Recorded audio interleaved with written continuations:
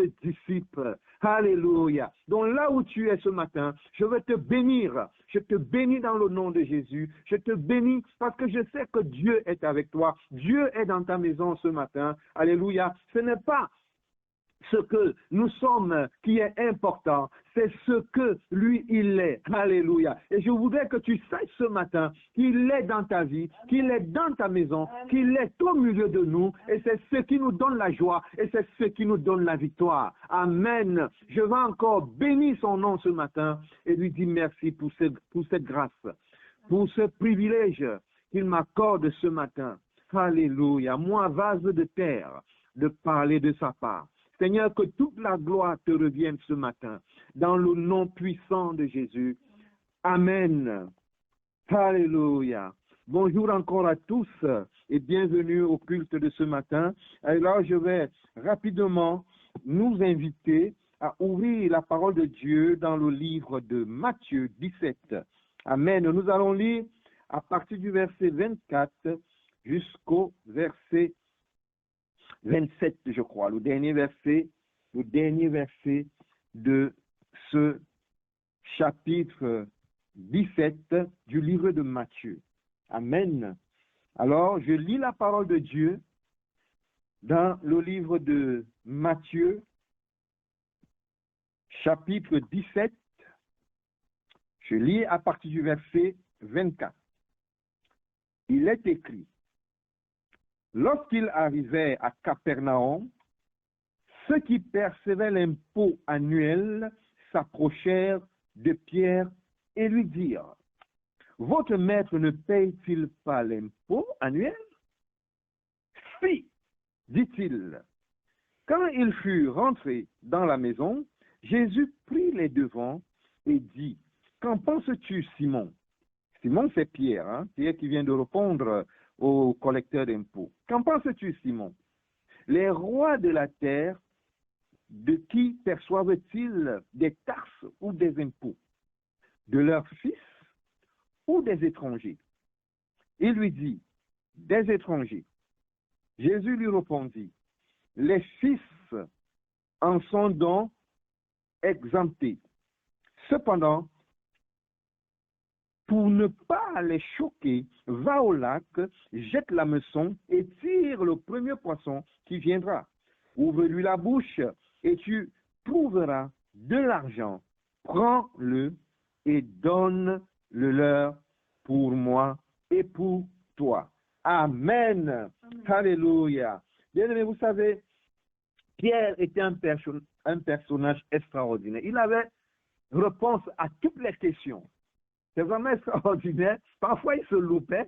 Parfois, il le trouvait juste. Vous savez que Jésus lui dit un jour que Pierre, ce n'est pas la chair et le sang qui t'ont révélé ces choses, c'est mon Père qui te les a révélées.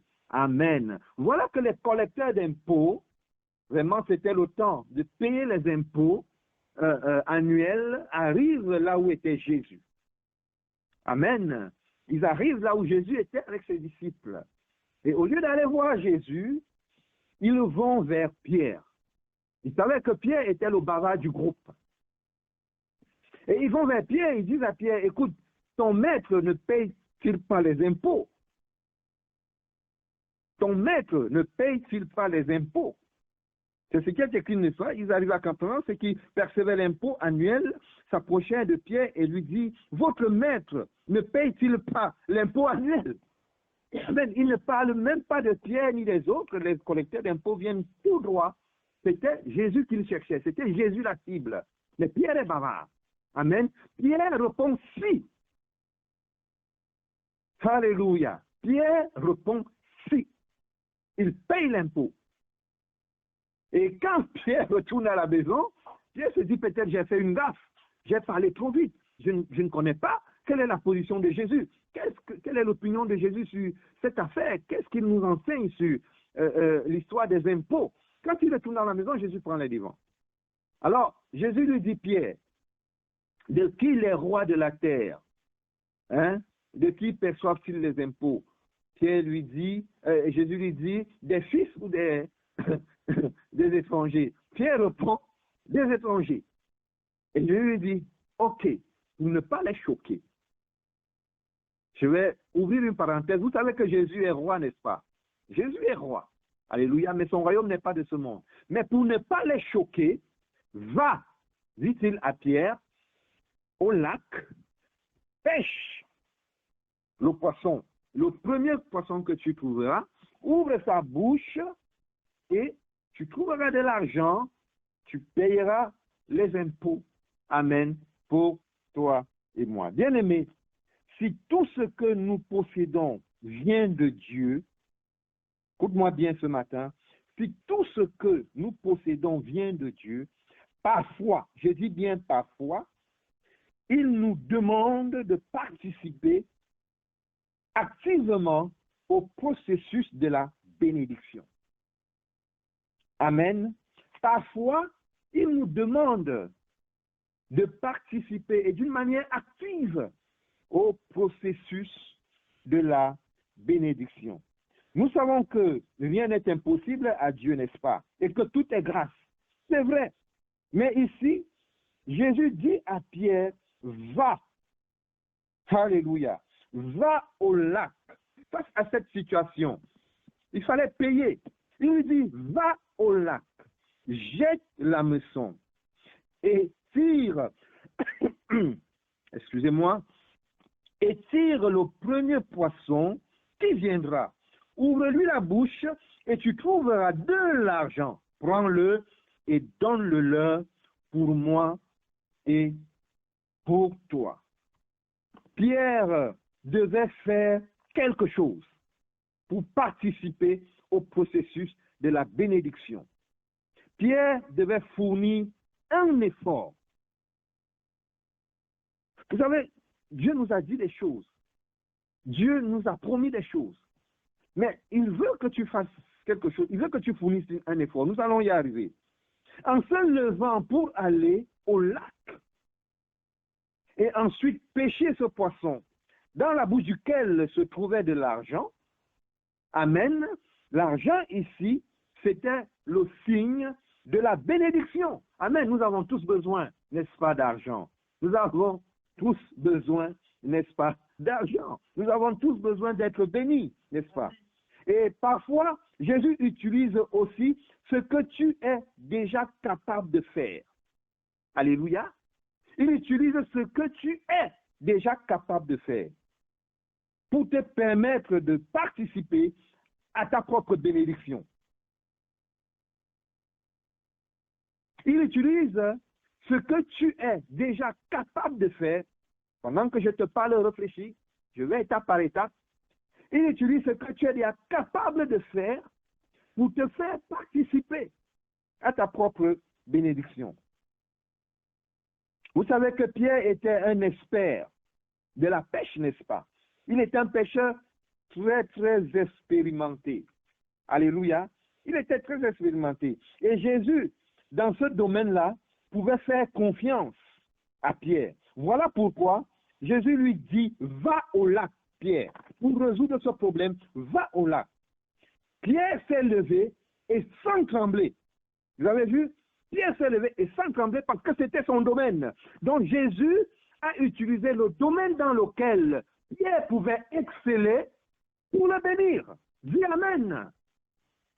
Jésus a utilisé le domaine dans lequel il savait que Pierre pouvait exceller pour bénir, pour libérer la bénédiction.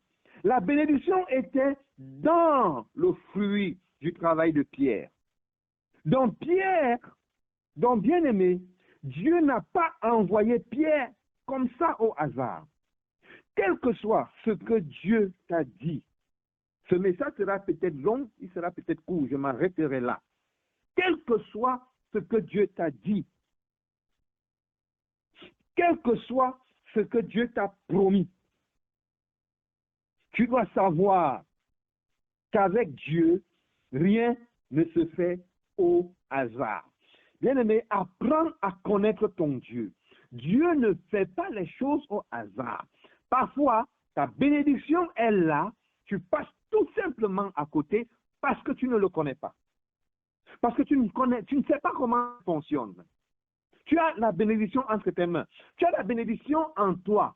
Mais quand tu ne sais pas comment Dieu fonctionne, tu as des problèmes. Tu as des soucis. Tu te demandes, mais qu'est-ce que je dois faire et comment je dois faire? Réfléchis bien sur ce que Dieu t'a dit et sur ce qu'il t'a promis. Réfléchis. Parce que de ton côté, tu as forcément quelque chose à faire pour voir la bénédiction couler, la bénédiction arriver dans ta vie. Nous avons échoué, y compris moi, dans beaucoup de choses. Tout simplement parce que nous n'avons pas pris le temps nécessaire pour écouter Dieu. Je suis en train d'avancer.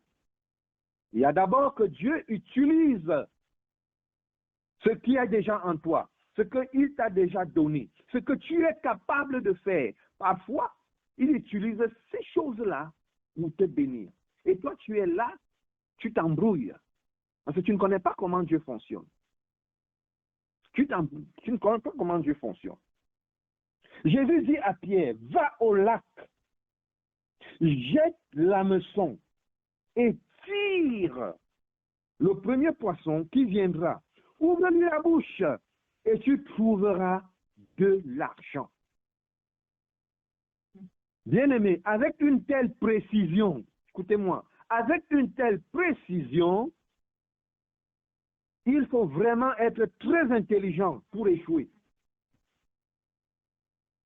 Il faut vraiment être très intelligent pour échouer. Nous avons un Dieu qui parle et il parle avec précision. La parole de Dieu nous dit dans le livre des Psaumes 147, au verset 15, que Dieu envoie ses ordres sur la terre, sa parole court avec vitesse. C'est des versets que nous utilisons tout le temps. Psaume 147, verset 15. Quand Dieu envoie sa parole sur la terre, quand Dieu libère une parole, cette parole-là court avec vitesse. Maintenant, qui est en retard? Pourquoi la bénédiction ne se produit pas? Dieu n'est jamais en retard, bien-aimé. Ce que Dieu t'a dit n'est pas faux. Alléluia. Ce n'est pas faux. Je te le dis ce matin. Il n'est jamais en retard. Sa parole court avec vitesse. Parce que Dieu fait toutes choses en son temps. Et si quand toi tu es en retard, mais tu vas, oh bien-aimé, tu auras des problèmes. C'est pourquoi nous avons des problèmes. Nous ne voyons pas ce que Dieu a dit s'accomplir. Alors qu'elle est déjà là. Dieu a parlé. La parole est avec vitesse. Mais toi, tu n'es pas authentifié. Toi, tu traînes. Tu traînes. La parole de Dieu, elle court avec vitesse. Et dans le psaume 33, 9, il est écrit, car il dit et la chose arrive. Il ordonne et elle existe. Des paroles que nous avons toujours lues dans cette église. Il dit la chose existe. Il ordonne et elle s'exécute. Mais d'où vient que nous, les enfants de Dieu, nous sommes toujours à la traîne? Nous trouvons que ces promesses sont longues. Nous nous décourageons. Nous nous décourageons parce que nous trouvons que ces promesses sont longues. Non! Je m'adresse à moi-même ce matin. Amen. Ces promesses ne sont pas longues. Dieu fait toutes choses en son temps. S'il a dit, il l'a fait. Il a déjà disposé toutes choses. Nous aimons chanter ce cantique. Ce que sa bouche a dit, sa main l'a accompli. Vous connaissez le chant? Ce que sa bouche a dit, sa main l'a accompli. Et c'est vrai. Ce que la bouche de Dieu dit, sa main met en place. Amen. Et nous devons courir. Alléluia. Nous devons, Pierre s'est levé. Écoutez-moi, dès que Jésus a dit, va au lac, va chercher un poisson. Pierre s'est levé, il est parti. Pierre n'a pas réfléchi. Nous réfléchissons trop, en commençant par moi. Vous m'avez compris? Arrêtons de réfléchir. Agissons. Agissons. Alléluia. Oh, si Pierre ne s'était pas levé ce jour-là pour aller au lac et pêcher le poisson, bien aimé, il n'aurait pas vécu un si grand miracle. Un miracle aussi puissant. Je ne sais pas combien d'hommes dans cette vie ont vécu un miracle aussi puissant avec Dieu. Jésus a fait des miracles, mais je peux vous dire qu'il y a des privilégiés qui ont vécu des choses incroyables avec Dieu. Tu te dis, mais il suffit donc d'ouvrir la bouche d'un poisson pour avoir de l'argent. Ce n'est pas ce que je suis en train de te dire. Je ne te parle pas de la magie. Non. Jésus a émis une parole, Pierre s'est levé, il a exécuté la parole et la bénédiction était là. C'est ce que je suis en train de te dire. Le miracle de Dieu a toujours un but. Je vais ouvrir une parenthèse. Vous savez, le miracle de Dieu a toujours un but.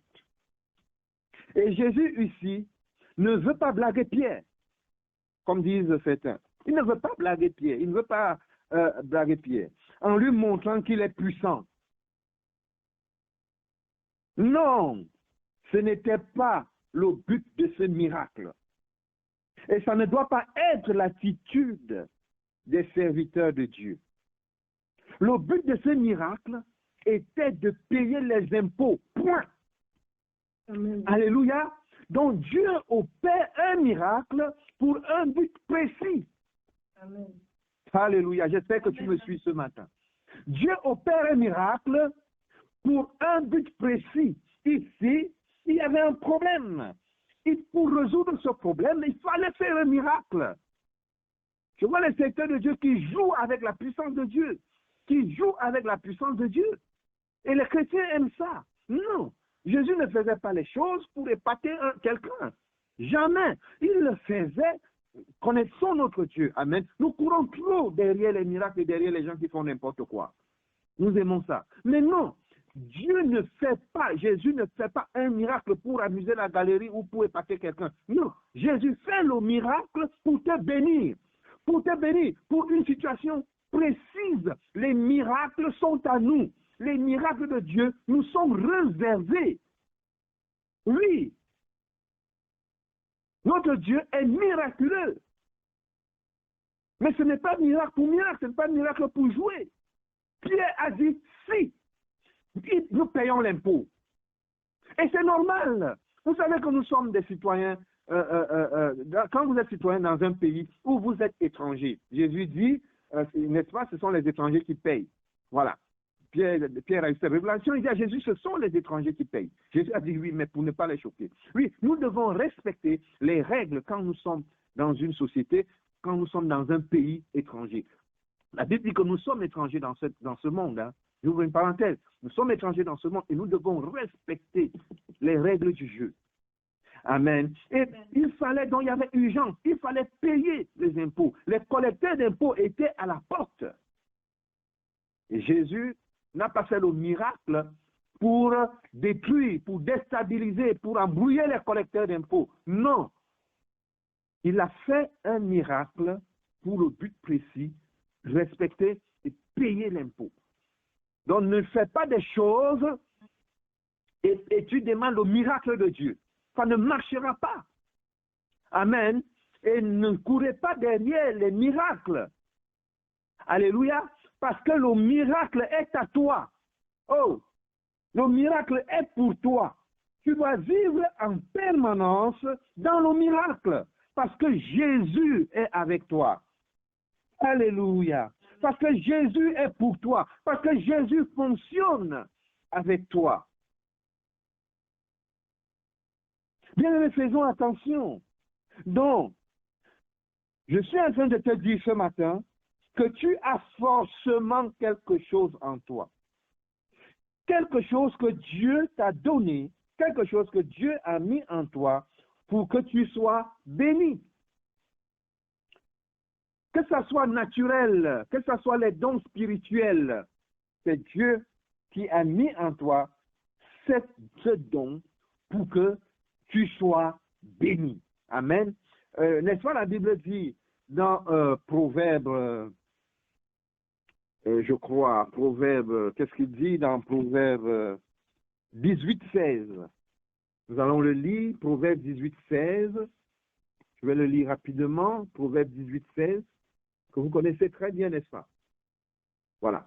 Proverbe 18, 16, Dieu dit, les présents d'un homme lui élargissent la voie et lui donnent accès auprès des grands.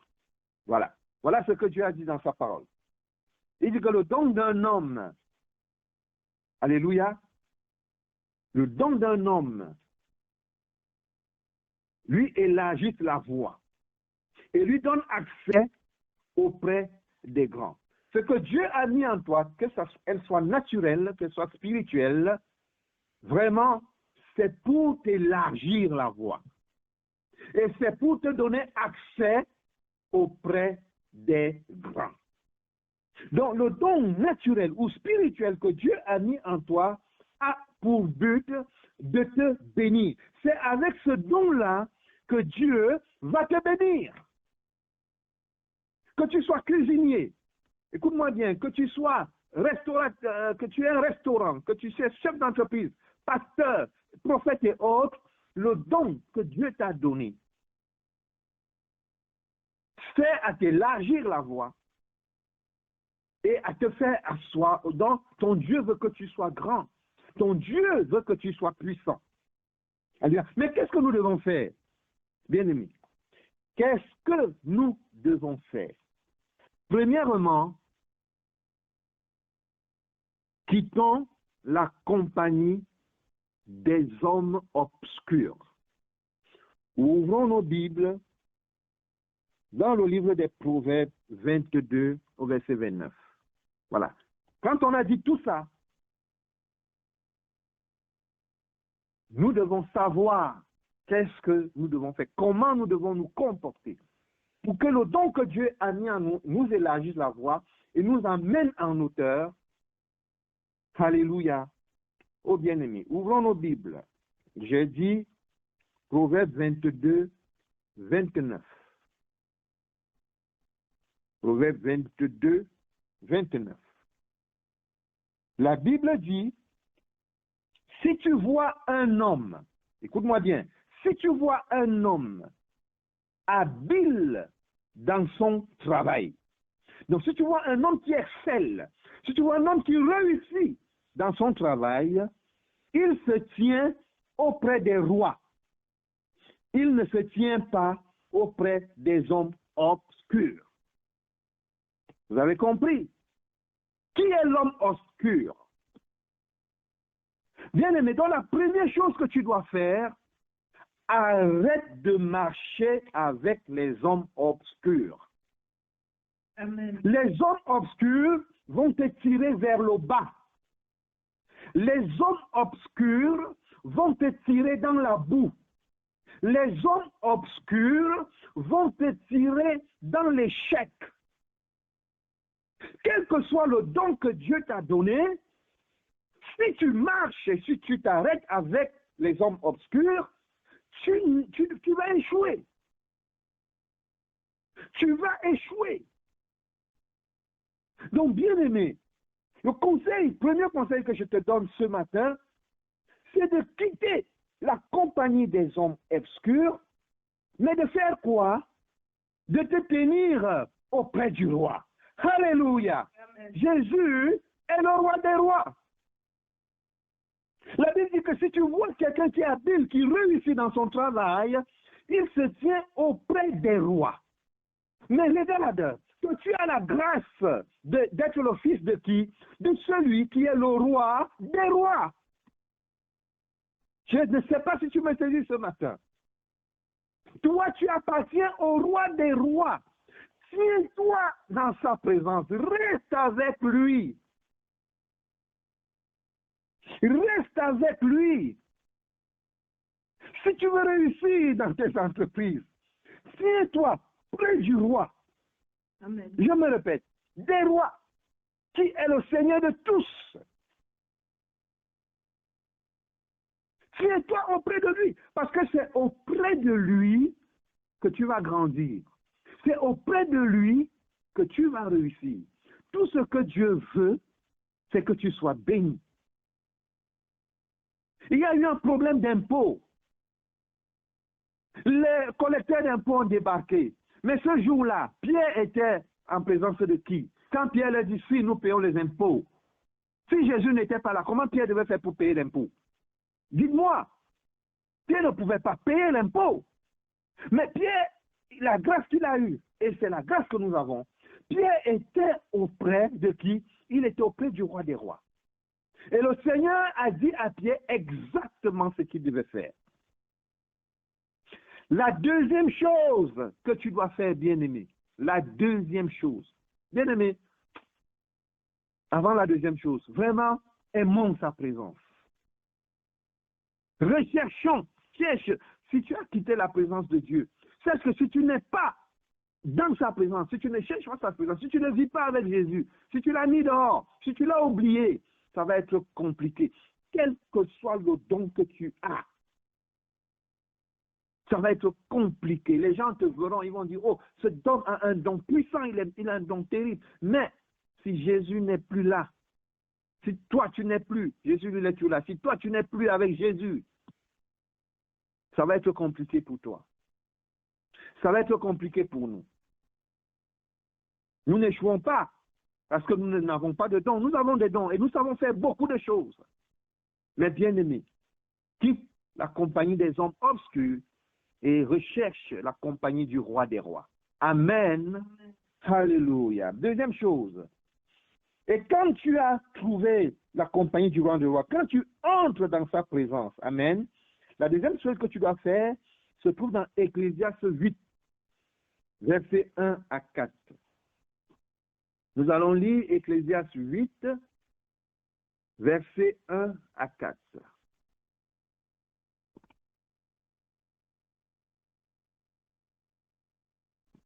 Alors, j'ouvre la parole de Dieu dans le livre d'Ecclésiaste, Ecclésiaste 8.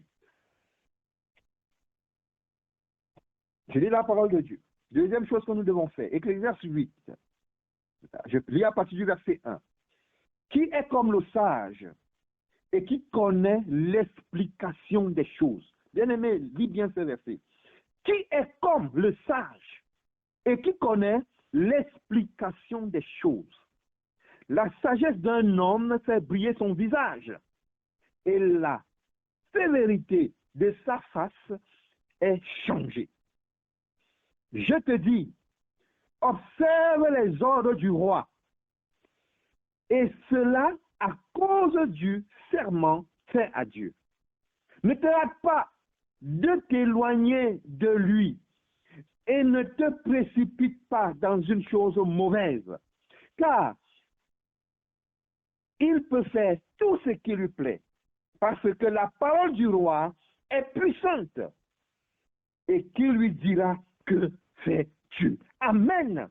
Voyez-vous, bien-aimés, dans ce texte, Dieu nous dit beaucoup de choses. La première chose que je vais te faire remarquer, c'est que quand tu entres dans la présence du roi, le verset 3 nous dit, ne te hâte pas de t'éloigner de lui. Amen. Ne te hâte pas de sortir de sa présence. Non. Parce qu'il a quelque chose à te dire. Il connaît l'explication des choses.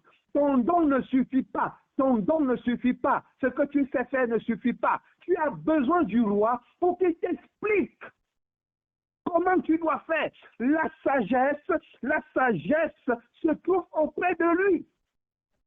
Amen. Tu as besoin de lui, de mettre dans sa présence. Vous savez, c'est notre problème. Notre problème, c'est de demeurer dans la présence du roi. Nous nous hâtons de sortir. Il dit, ne te hâte pas de te loin de lui. Ne te précipite pas dans une chose mauvaise. Ça veut dire qu'à partir du moment où tu te hâtes de t'éloigner du roi, tu vas te précipiter dans une chose mauvaise. Et la chose mauvaise, c'est quoi? C'est l'échec. Quitte les hommes obscurs parce qu'ils vont t'entraîner que dans des choses mauvaises.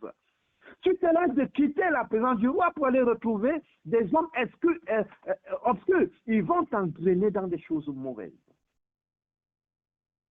Ils vont t'entraîner dans les choses mauvaises. Tu vas forcément faire ce qui n'est pas bon parce que ton don ne suffit pas et parce que tu vas utiliser ton don dans la chair avec tes propres forces, je te le dis, et tu vas faire quelque chose de mauvais. Et quelque chose de mauvais ne rapporte rien. Si je suis un bon cuisinier et je ne laisse pas, qui fait commerce, amen, je ne laisse pas Dieu, je ne remets pas, j'ai pris la cuisine, hein, vraiment, c'est tout ce que tout le monde peut faire comme il veut. Vous avez compris? Mais si tu prends même la peine pour dire la moindre des choses, je vais laisser ça entre les mains de Dieu. Seigneur, bénis ce repas que je suis en train de faire.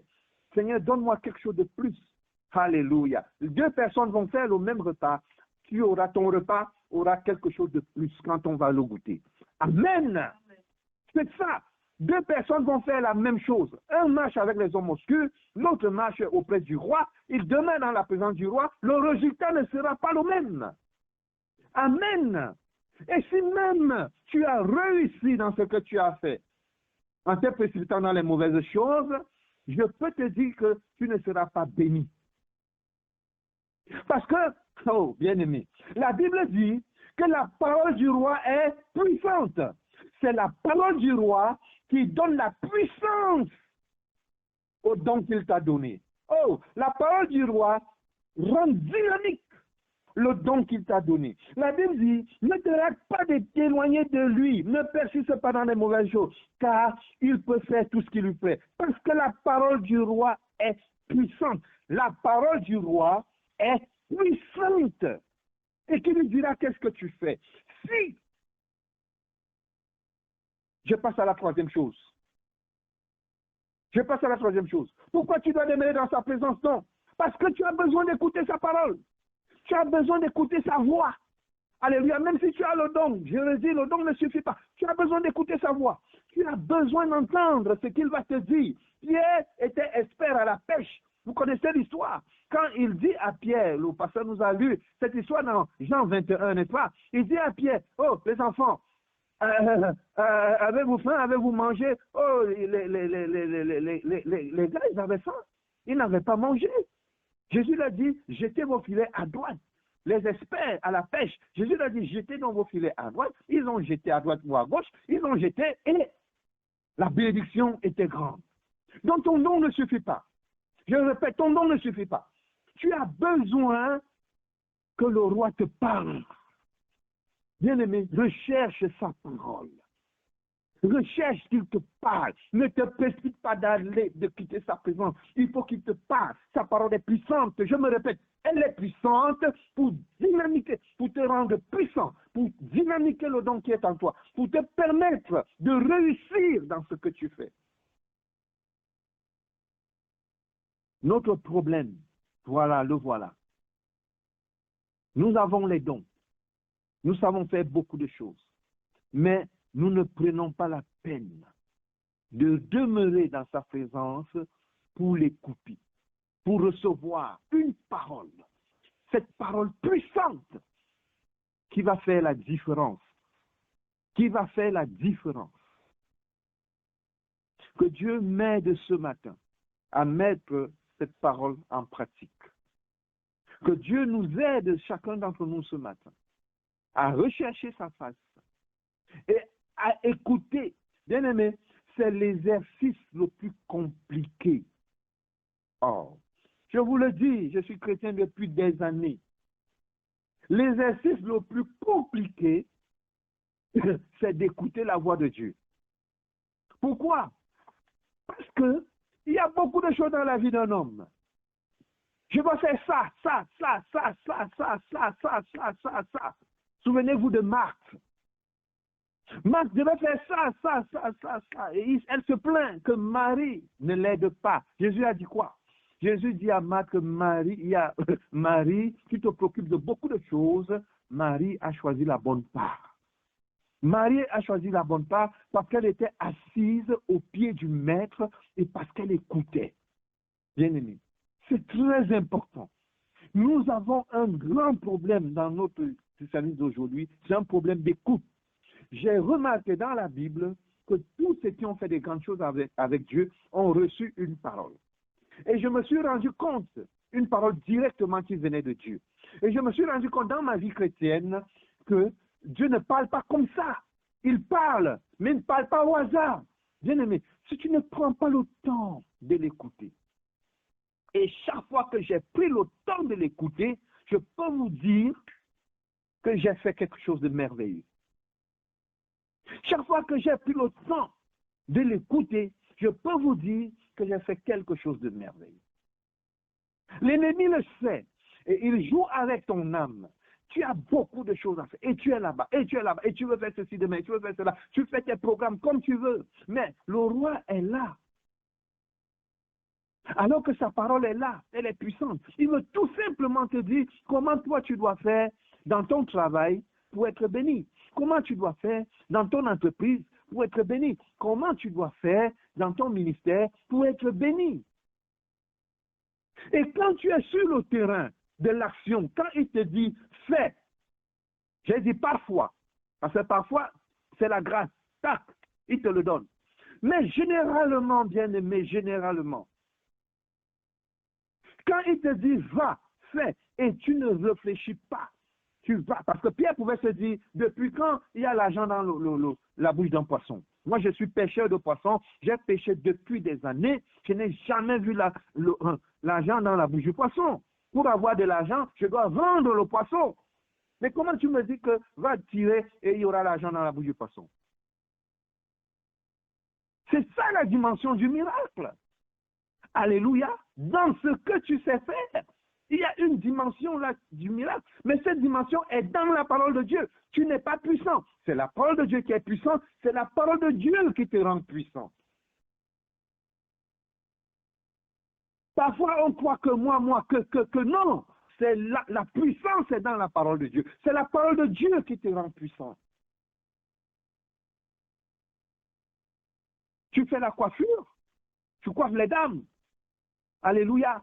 Confie-toi à la parole de Dieu. Cherche la face de Dieu. Et tu feras des coiffures. Tu fais déjà bien la coiffure. Et tu feras des coiffures vraiment, vraiment, vraiment, vraiment. Et tout le quartier va courir vers toi.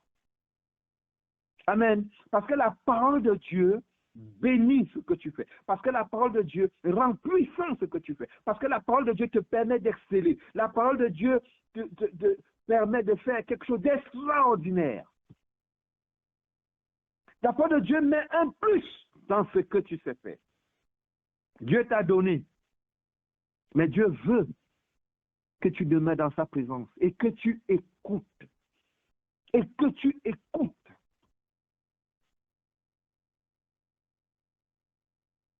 Je vais terminer ce message. Alléluia. Je vais le terminer, vous savez, dans le psaume 81, versets 14 à 16, que nous allons lire. Dans le psaume 81, versets 14 à 16, la Bible dit, « Oh, si mon peuple m'écoutait », psaume 81, verset 14. J'ai lu le verset 14. « Oh, si mon peuple m'écoutait, si Israël marchait dans mes voies, en un instant, je confondrais leurs ennemis. Je tournerai ma main contre leurs adversaires. » Vous savez qu'il y a beaucoup de gens qui veulent ta perte. Tu sais qu'il y a beaucoup de gens qui veulent ton échec. Ils n'attendent que ça. Verset 16. Ceux qui haïssent l'Éternel le flatteraient, et le bonheur d'Israël durerait toujours. Je veux que ton bonheur dure toujours. Je te nourrirai du meilleur froment et je le rassasierai du miel du rocher. Amen. Bien-aimé, vous savez que le rocher est très dur, n'est-ce pas? Mais Dieu, dans des choses très difficiles, peut sortir du miel. Il peut sortir du miel pour toi. Je suis en train de te dire que rien n'est impossible à Dieu. Si tu lui fais confiance, si tu demeures dans sa présence, si tu marches avec lui, le roi des rois, et tu ne te presses pas de quitter sa présence, tu restes là. Parce qu'il a une parole puissante à te donner. Cette parole puissante est capable de sortir le miel du rocher, le plus dur, quelle que soit la chose avec laquelle tu te bats. Si Dieu est avec toi, le miel sortira de ce rocher. Le miel doit sortir de ce rocher. Alléluia. Nous allons prier. Nous allons prier maintenant. Bien-aimé, tu t'inquiètes, tu te lamentes, tu es découragé. Et tu te dis, mais tout ce que je fais ne réussit pas. Amen. Pourtant, tu as des dons. Pourtant, tu sais faire beaucoup de choses. Mais rien ne marche. Premièrement, tu as besoin de demeurer dans la présence du roi. Quitte les choses et les gens obscurs. Amen. Deuxièmement, tu as besoin de rester là jusqu'à ce qu'il te parle. Ne te précipite pas pour quitter dans sa présence. Troisièmement, tu dois savoir que sa parole est puissante pour sortir le miel du rocher.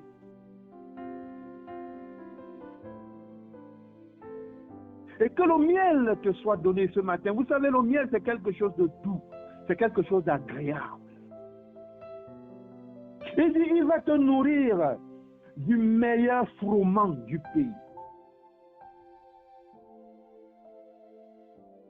Prions maintenant, là où tu es. Prie vraiment que Dieu t'aide à quitter les hommes obscurs.